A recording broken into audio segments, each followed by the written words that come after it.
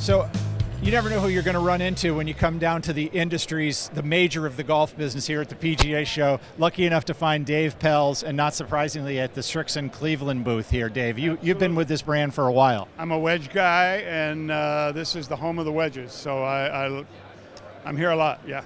Great. Well, why don't we start off with, we've done some technical stuff about the new products. In general, why does a player need to be fitted for wedges, and what are they going to gain from having the right wedge in their bag, bounce-wise, loft-wise, and shape-wise? The wedges are the scoring clubs. I mean, if you hit a wedge close to the hole, your chances of making it are far improved. 8 to 10 feet is where people start missing all the time. You might hit a wedge up 3 to 6 feet, you're going to probably make it. 7, 8, 9, you start missing more, and above 10, you're down to 25% or less, and at 15 feet, you're probably not going to make it. At 20 feet, you're only going to make 10%, 1 in 10. So you got to get your wedges close to the hole, and most golfers, I don't know, in the old days, they would buy a set of irons and a set of woods, and they just go play. Well, not anymore, because when you get it near the green and you understand that you've got one shot to get it close to the hole and then one putt, and you can really score if you do that. Cleveland makes more bounces, more lofts, more variety, more shafts than anybody in the game, and they know the game. I mean, they didn't invent the wedge, but they almost did. And I think the fitting that they do, they've got fitting kits where you can change your shaft. The softer the shaft, the more feel of the head comes into the player's hands. And in many cases, I recommend an entire set of irons and then slightly decreasing shaft stiffness as you go to the shorter and shorter wedges, because on a really short shaft, if it's not pretty limber, you don't have much head feel at all. So the whole thing inside of 100 yards, you got to get it close to the hole.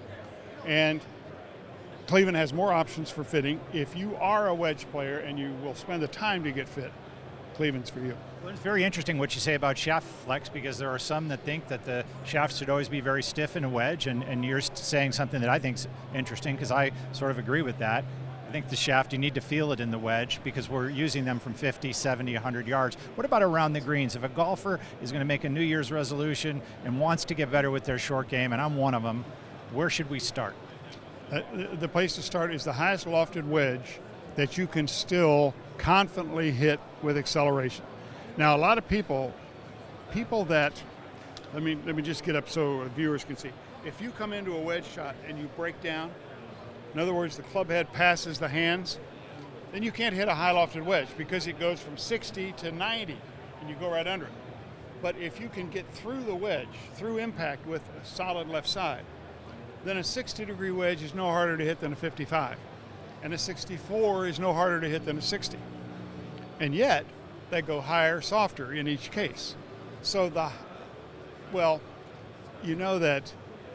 in the game of golf, 3/4, 75%, I don't know if you knew this or not, of the putts in golf are inside of 12 feet. I didn't know that. 75% of your putting. That's a big number. Now, if you can get your wedges from 12 feet down to 10 or 10, I remember back in the day, Ian Baker Finch, nice, young, handsome man. I started working with him, and the year later, he won the British Open with his short game, because he was never long enough. That's what ruined his whole game. He changed his swing to try to get more distance and lost his ability to drive it on the property. He kept knocking him out of bounds. But he was always a really good short player and a short game player and a good putter. But he went on his shot to the green inside of 60 yards. He went from an average of 7 feet to an average of 5 feet. Now, do you know how many more 5-footers you make than 7-footers? That's where it's really starting to change. And he was second leading money winner. Norman beat him in money that year, but he won the British Open, his first major. And a player, if you can just get your short shots a little bit closer, your scores go down. If you get them a lot closer, scores go way down. And that's the secret. Get the highest lofted wedge you need. And the reason I push high lofted wedges is because greens are getting faster every year.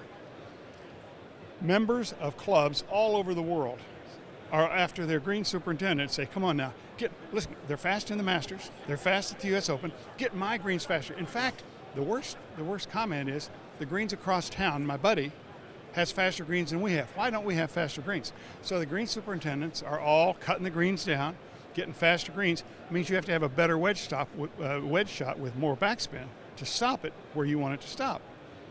If you hit it up there with no spin, it's just going to roll and roll and roll until it hits the other side and it's off down the bank. And it promotes the 6-hour round. And it higher scores, longer rounds. Right. So I would go to my pro, if I was an amateur, I would get the highest lofted wedge, Cleveland wedge. And the reason I say that is I don't know if you know or not, but these things have the best faces. They've got the best grooves because they're laser cut. And then they've got micro machining across the faces. You know, they don't sandblast them anymore. Sandblasting comes off when you practice out of sand.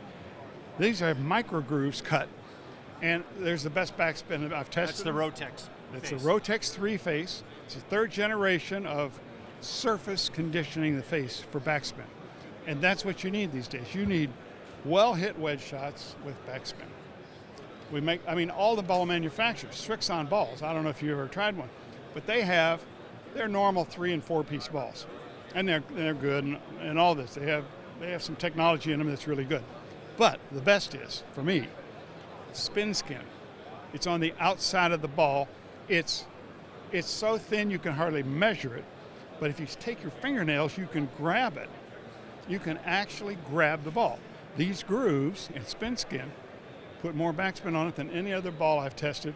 And, you know, my whole backyard, I test almost every day. I've seen a picture of your backyard. I'm glad you mentioned that because I'm going to get one off the internet and I'm going to put it in this video because your backyard is an amazing place.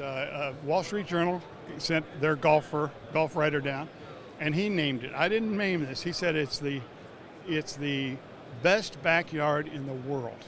Better than Tiger's, better than Phil's. It's the best backyard in the world, and I love it. I mean, I can stand on my deck and I can hit to 8 different greens. They're all different distances. It's not a golf course. It's target practice for me because I'm a wedge fanatic, and I want to be able to hit it 50, not 48.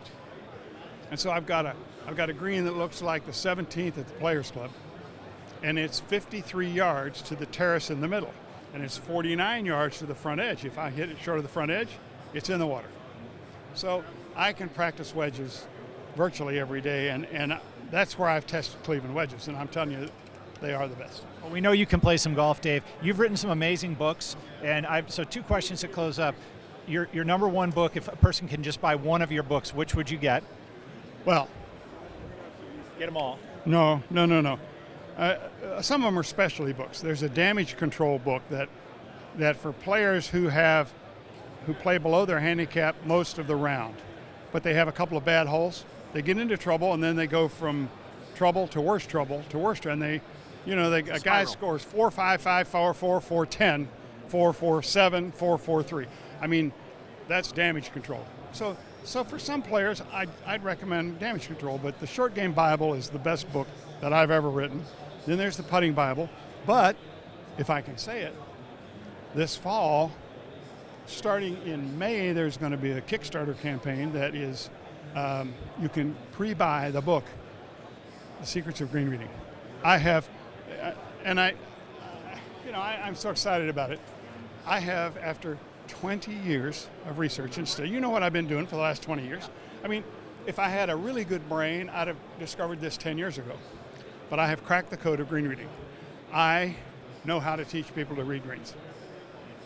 If you read a 7-footer right, and you have a half-decent stroke, you can make the thing. So I'm excited. I think the best book I will ever write will be the book I'm now writing. I'm about a third of the way through. I will have it by the end of the year, and you can pre-order it on this Kickstarter campaign. But it's going to be Dave Pelz's Secrets of Green Reading, and I'm so excited about it I can hardly stand it. Well, Dave, I really appreciate you taking some time with us. You're a legend, and for good reason, because you've helped people lower their scores. There's short game schools. We could talk about the things you do around the country, the schedules people should go on. What's the website for the short game schools? Pelzgolf.com, PELZGOLF.com. And I appreciate the comments because I really do try. Everything I do is based on physics and research and testing. I don't have any smoke that I'm blowing up anybody's skirt. I'm not trying to sell things that aren't good for you. I'm just saying because I believe it. The reason I'm a brand ambassador for Cleveland Golf, they're the best. Yeah. I believe been with it. them for a while. That shows. I've been there. I've tested them. I love them. Thank you. Okay, thank you.